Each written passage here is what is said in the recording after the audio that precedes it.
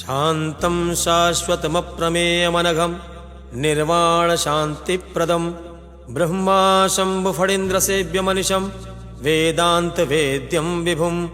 रामाख्यं जगदीश्वरं सुरगुरुं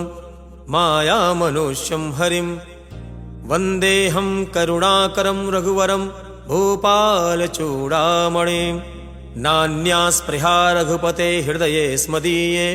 सत्यं वदामि च भवानखिलान्तरात्मा भक्तिं प्रयच्छ रघुपुङ्गवनिर्भरा मे कामादिदोषरहितं कुरु मानसं च अतुलितबलधामं हेमशैलाभदेहं दनुजवनकृशानुं ज्ञानिनामग्रगण्यं सकलगुणनिधानं वानराणामधीशं